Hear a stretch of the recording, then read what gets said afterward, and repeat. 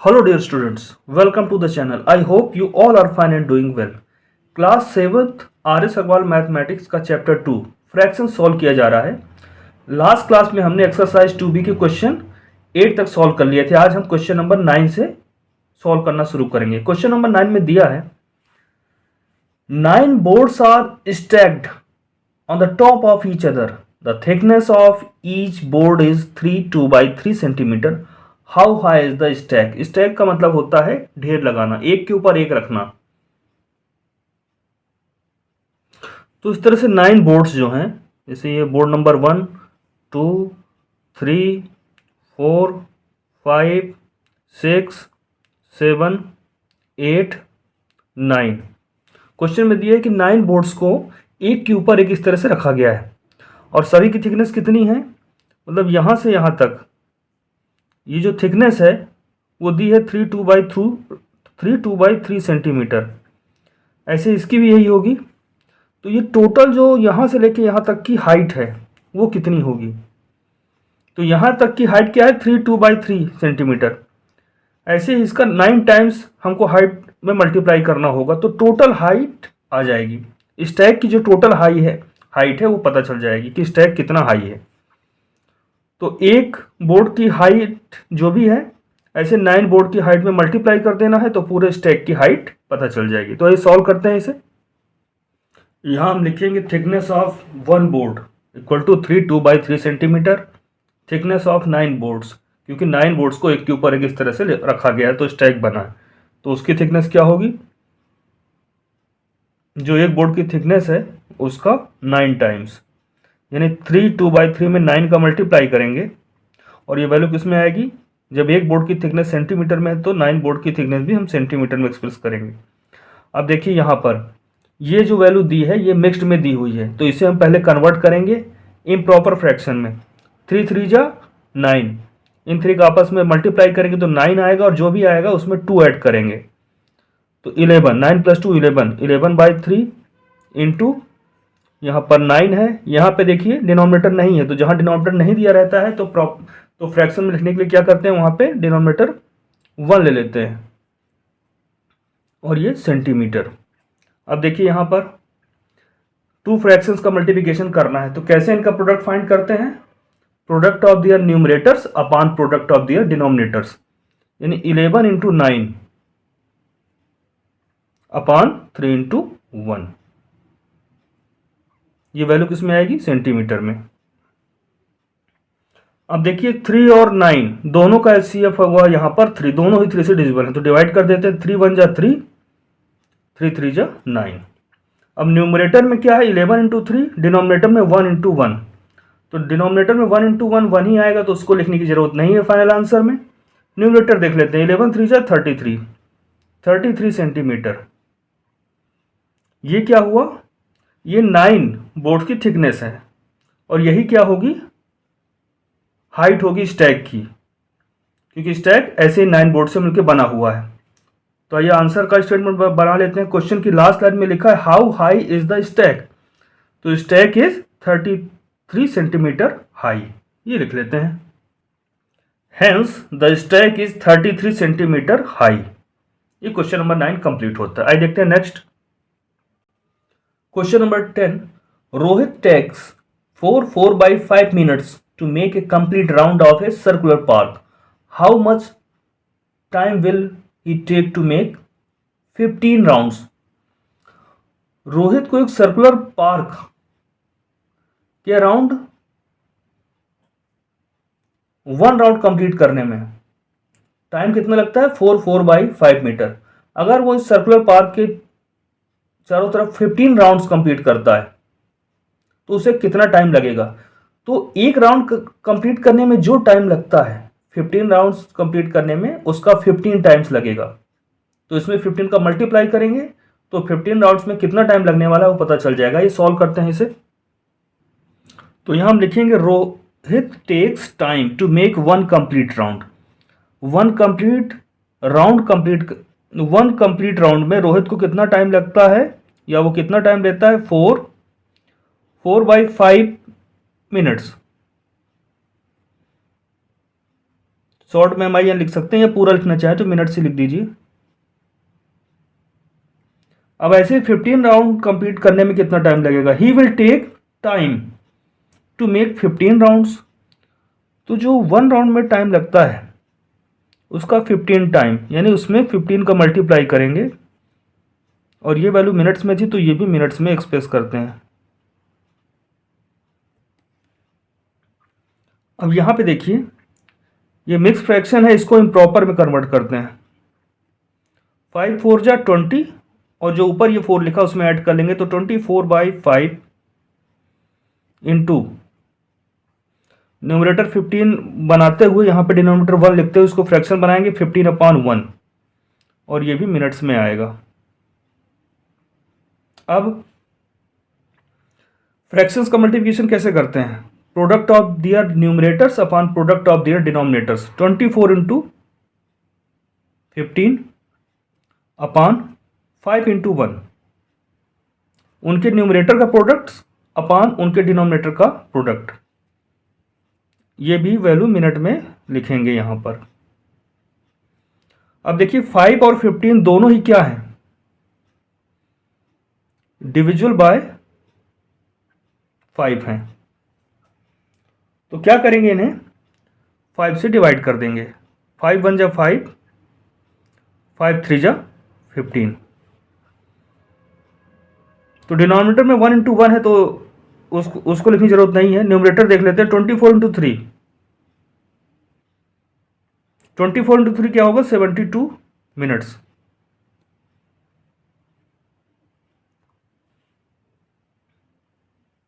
अब 60 मिनट्स का मतलब होता है 1 आवर। तो देखिए ये वैल्यू 60 से ज़्यादा है, इसको हम लिख सकते हैं 60 मिनट्स प्लस 12 मिनट्स।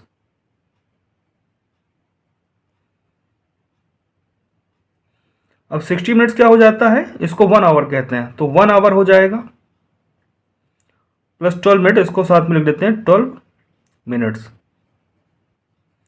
जैसे 60 मिनट्स कंप्लीट हो जाते हैं उसको 1 आवर रेट करते हैं, क्योंकि वो 1 आवर के इक्वल हो जाता है। तो उसे कितना टाइम लगने वाला है? 1 आवर 12 मिनट्स। अब इस फाइनल स्टेटमेंट बना लेते हैं आंसर का। Hence Rohit will take 1 hour 12 minutes to make 15 rounds of the circular park. आइए देखते हैं next question. Question number 11। Amit weighs 35 kg. His sister Kavita's weight is 3/5 of Amit's weight. How much does Kavita weigh? तो अमित का wait दिया हुआ, अमित का wait है 35 kg, और उसकी सिस्टर कविता का वेट क्या है? जो भी अमित का वेट है उसका 3/5, यानी 3/5 ऑफ 35, ये उसकी सिस्टर का वेट होगा, कविता का वेट होगा। तो पूछा गया है कविता का वेट क्या है, तो अमित का वेट दिया है, उसका 3/5 कैलकुलेट कर लेंगे, वही होगा। आइए सॉल्व कर लेते हैं इसे। यहां हम लिखेंगे अमित वेज 35 kg, कविता का क्या वेट है? 3/5 ऑफ अमित वेट। तो 3/5 ऑफ अमित का वेट क्या है यहाँ पे? 35 kg। अब ऑफ का यूज करना तो हमें मालूम है, 3/5 ऑफ हटा के यहाँ मल्टीप्लाई करेंगे, और यहाँ जो भी नंबर लिखा है 35 ये, और वैल्यू किस में आएगी? केजी में। अब ये 3/5 है, यहाँ डिनोमिनेटर कुछ भी नहीं दिया तो आप यहाँ पे 1 मान सकते हैं, इसको लिख सकते हैं 35/1। अब ये भी फ्रैक्शन है 3/5, 35/1 भी फ्रैक्शन है। न्यूमरेटर 3 डिनोमिनेटर 5, यहाँ पर न्यूमरेटर 35 डिनोमिनेटर 1। तो प्रोडक्ट ऑफ फ्रैक्शंस क्या होता है? प्रोडक्ट ऑफ देयर न्यूमरेटर्स यानी 3 into 35 upon product of their denominators 5 into 1। 5 और 35 इनका एचसीएफ क्या आता है? 5, दोनों ही 5 से डिविजिबल है, तो 5 1 जा 5, 5 से बन जा 35। अब न्यूमरेटर में क्या है? 3 इंटू 7, डिनोमिनेटर में 1 इंटू 1 है, तो डिनोमिनेटर में तो कुछ नहीं लिखेंगे, न्यूमरेटर में हम क्या लिख सकते हैं यहाँ पे? 3 इंटू 7 क्या होगा? 21 kg। ये क्या है? कविता वेज 21 kg। अब इसी का स्टेटमेंट बना लेते हैं, फाइनल स्टेटमेंट अगर बनाना चाहें, अदरवाइज यही कंप्लीट आंसर है आपका। फाइनल स्टेटमेंट हम लिखना चाहे तो लिख सकते हैं hence Kavita weighs 21 kg। Question number 12। There are 42 students in a class and 5/7 of the students are boys. How many girls are there in the class? तो टोटल स्टूडेंट्स दिया है 42, यानी टोटल बॉय जितने स्टूडेंट्स बॉयज़ हैं और girls मिला के total कितना है 42। अब बॉयज़ कितना बताया, बॉयज़ के एक्चुअल नंबर नहीं दिया, फ्रैक्शन में बताया कि 5/7 ऑफ द स्टूडेंट्स, यानी 5/7 ऑफ टोटल स्टूडेंट कितना है 42। तो 5/7 ऑफ 42 निकालेंगे तो बॉयज़ पता चल जाएगा। अब टोटल स्टूडेंट्स में बॉयज़ जितने भी नंबर ऑफ बॉयज़ सब्ट्रैक्ट कर देंगे तो हमें मिल जाएगा कि गर्ल्स कितनी है क्लास में। तो ये सॉल्व करते हैं। यहाँ हम लिखेंगे total students in the class, class में कितने स्टूडेंट्स हैं 42, इसमें बॉयज़ भी हैं गर्ल्स भी हैं। तो बॉयज़ कितने हैं, number of students are boys, boys कितने हैं, तो टोटल स्टूडेंट का 5/7 यानी 5/7 ऑफ 42, जो टोटल स्टूडेंट है उनका 5/7। अब इसको सॉल्व करते हैं, देखिए तो 5/7 ये मल्टीप्लाई होगा 42 और यहाँ पर 42। अब यहाँ पर देखिए इसको हम लिख सकते हैं 5/7 इंटू 42/1। डिनोमिनेटर अगर नहीं रहता तो वहाँ पे आप 1 लेके सॉल्व कर सकते हैं। अब ये 2 फ्रैक्शंस हो गए, इनका प्रोडक्ट कैसे होगा, प्रोडक्ट ऑफ दियर न्यूमरेटर्स यानी 5 × 42 upon product of their denominators 7 × 1। अब 7 और 42 दोनों ही 7 डिविजिबल है, दोनों 7 के टेबल में आते हैं, तो डिवाइड कर लेते हैं 7 से। 7 को जब 7 से डिवाइड करेंगे तो 1 आएगा और 42 को 7 से डिवाइड करेंगे तो 6 आएगा। अब 5 6 जा 30 और डिनोमिनेटर में क्या है 1 1 जा 1, तो उसको लिखने की जरूरत नहीं। तो नंबर ऑफ बॉयज़ पता चल गया। तो नंबर ऑफ गर्ल्स क्या होंगी, टोटल स्टूडेंट्स में बॉयज़ जितने हैं नंबर ऑफ बॉयज़ उनको सब्ट्रैक्ट कर देंगे तो नंबर ऑफ गर्ल्स पता चल जाएगा। तो आइए फाइंड करते हैं number of girls. Number of girls in the class, total student में नंबर ऑफ बॉयज़ को सब्ट्रैक्ट कर देते हैं। 42 में 30 सब्ट्रैक्ट करेंगे तो क्या आएगा 12, यानी क्लास में कितनी गर्ल्स हैं 12। तो स्टेटमेंट बनाना चाहे तो लिख सकते हैं final statement, hence there are 12 girls in the class. आइए देखते हैं नेक्स्ट क्वेश्चन। क्वेश्चन नंबर 13, सपना अर्न्स ₹24,000 पर मंथ। सपना हर महीने कितना अर्न करती है, ₹24,000, ये उसकी इनकम है।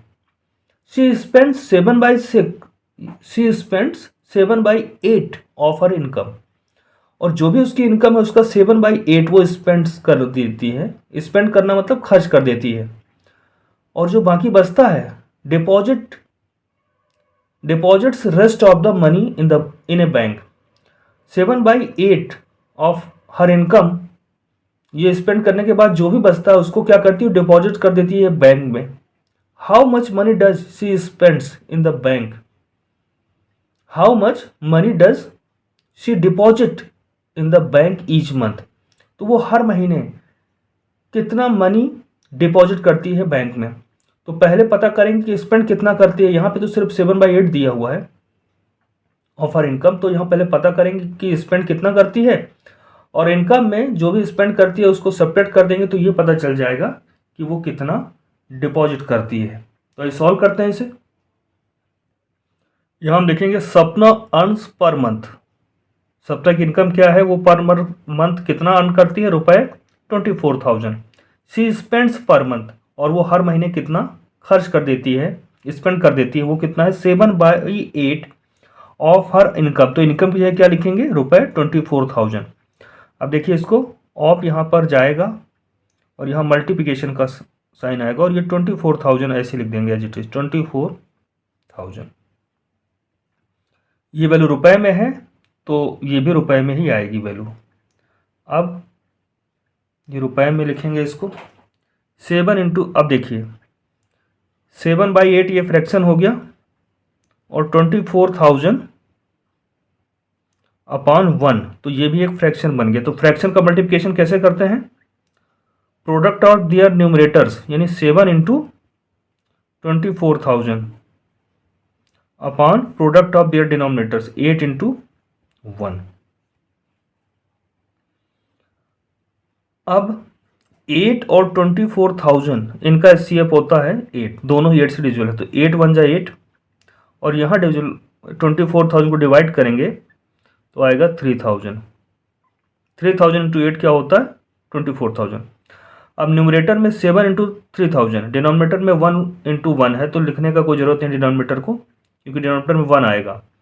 तो सिर्फ न्यूमरेटर लिखेंगे। 7 इंटू 3000 क्या होगा, 7 3 जा 21, और ये 1000, 21,000। वो हर महीने कितना स्पेंड करती है, रुपए 21,000। इनकम क्या है 24,000, तो कितना वो सेव करती है, कितना, जितना भी सेव करती है डिपॉजिट कर देती है वो। तो कितना डिपॉजिट करेगी, टोटल उसकी जो इनकम है उसमें हम सेपरेट कर देंगे जो वो स्पेंड करती है पर मंथ। सी डिपॉजिट्स मनी पर मंथ, वो हर महीने कितना डिपॉजिट करती है, तो टोटल जो इनकम था उसमें सेपरेट कर दिया जो भी वो स्पेंड कर देती है। रुपए 24,000 माइनस रुपए 21,000, तो आएगा रुपए 3,000। तो एवरी मंथ वो रुपए 3,000 जो है बैंक में डिपॉजिट करती है। तो यही हम स्टेटमेंट बना लेते हैं फाइनल आंसर का। हेंस सी डिपॉजिट्स रुपए 3,000 in the bank each month. इस तरह से क्वेश्चन नंबर 13 कंप्लीट होता है। आइए देखते हैं next question. Question number 14, each side of a square field is 4 2/3 metre, find its area.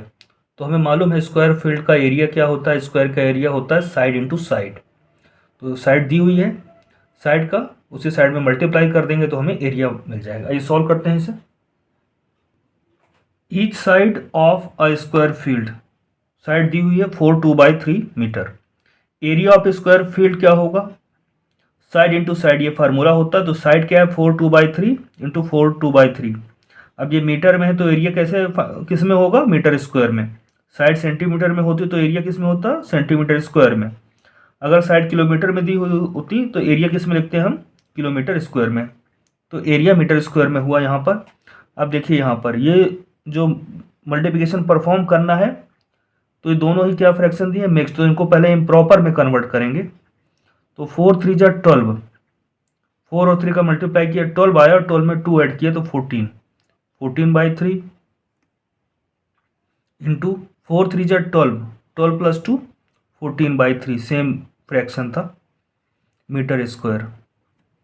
अब टू फ्रैक्शंस का प्रोडक्ट कैसे फाइंड करते हैं, प्रोडक्ट ऑफ दियर न्यूमरेटर्स, यानी 14 into 14 upon product of their denominators 3 into 3 metre square. तो देखिए कोई किसी से डिविजिबल नहीं है, 14 और 3 आपस में इनका एचसीएफ 1 है, तो ये किसी और नंबर से डिविजिबल नहीं है, तो इनका आपस में मल्टीप्लाई कर देंगे। 14 into 14 upon 3 into 3, 14 into 14 196 upon 3 into 3 9 हो जाएगा मीटर स्क्वायर। तो ये जो वैल्यू आ रही है इम्प्रॉपर फ्रैक्शन में आ रही है, क्योंकि numerator is greater than denominator. तो फाइनल आंसर हम किस में लिखते हैं, अगर इम्प्रॉपर फ्रैक्शन है तो उसे हम मिक्स्ड फ्रैक्शन में कन्वर्ट करके आंसर लिखते हैं। तो जब डिवाइड करेंगे 196 को 9 से, तो क्वोशिएंट आएगा 21, रिमाइंडर बचेगा 7, और डिवाइजर 9 था तो इसको 9 लिखेंगे, तो यानी 21 7/9 मीटर स्क्वायर ये स्क्वायर फील्ड का एरिया होगा। तो स्टेटमेंट बनाना चाहें तो फाइनल स्टेटमेंट बना सकते हैं, अदरवाइज यहाँ पे भी आंसर लिख के कंप्लीट कर सकते हैं।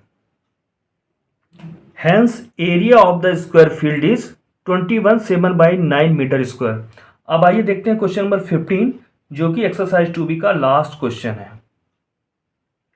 Question number 15, find the area of a rectangular park which is 41 2/3 metre long and 18 3/5 metre broad. तो पार्क क्या है, रेक्टेंगुलर शेप का है, उसकी लेंथ और विड्थ दी हुई है।